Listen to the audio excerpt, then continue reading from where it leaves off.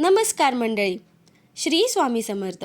आजच्या व्हिडिओमध्ये आपण पाहणार आहोत होलिका दहनामध्ये कोणत्या अशा गोष्टी अर्पण कराव्या जेणेकरून आपल्या घरी लक्ष्मीचा वास राहील, लक्ष्मी आपल्यावरती कृपा करेल, आपल्या सर्व अडचणी समस्या दूर होतील. अशा कोणत्या गोष्टी आहेत ते पाहणार आहोत. व्हिडिओ शेवटपर्यंत नक्की पहा.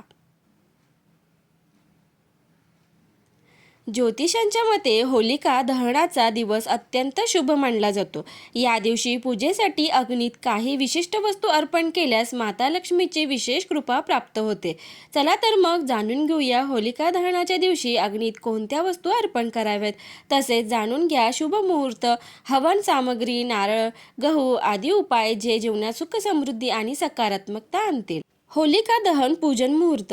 यावर्षी 2 मार्च 2026 रोजी होलिका दहन केले जाईल. या दिवशी होलिकेचा दहनाचा शुभ मुहूर्त संध्याकाळी 6:22 ते रात्री 8:53 राहील. शास्त्रानुसार पौर्णिमेच्या तिथी प्रदोष काळातच होलिका दहन करणे शास्त्रसंमत मानले जाते. होलिका दहन हे वाईटावर चांगल्याच्या विजयाचे प्रतीक आहे. मान्यतेनुसार या अग्नीत अर्पण केलेल्या वस्तू जीवनातील अडचणी दूर करतात आणि सुख समृद्धी देतात. दरवर्षी फाल्गुन पौर्णिमेच्या रात्री होलिका दहन केले जाते आणि त्याच्या दुसऱ्या दिवशी रंगाची होळी साजरी केली जाते. होलिका दहनाच्या अग्नीत काय अर्पण करणे शुभ मानले जाते? हवन सामग्री. होलिका दहनाच्या वेळी हवन सामग्री अग्नीत अर्पण करणे शुभ मानले जाते. त्यानंतर अग्नी परिक्रमा केल्यास विवाहातील अडथळे दूर होतात आणि वैवाहिक जीवनात आनंद वाढतो. कापूर आणि वेलची.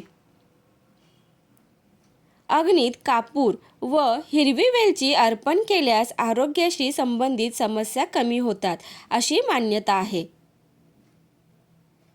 गव्हाची कणसे. या काळात नवीन पीक तयार होत असल्याने गहू अर्पण करणे शुभ मानले जाते. यामुळे घरात अन्नधान्याची कमतरता भासत नाही आणि समृद्धी टिकून राहते. सुका नारळ.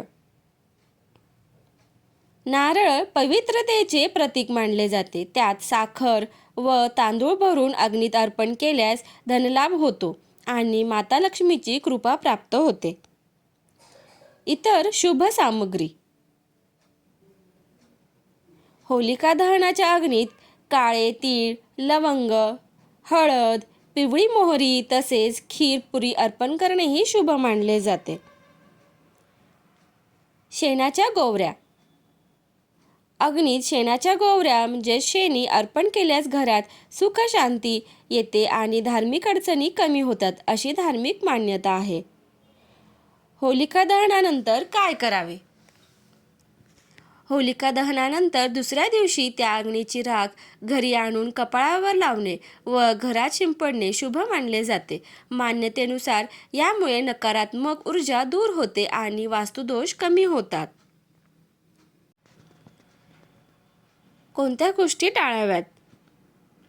होलिका दहनाच्या वेळी खालील वस्तू अजिबात अर्पण करू नयेत. हिरवी झाडे किंवा ताज्या फांद्या, प्लास्टिक किंवा कचरा, लोखंडी किंवा चमड्याच्या वस्तू आणि फाटकी जीर्ण कपडे.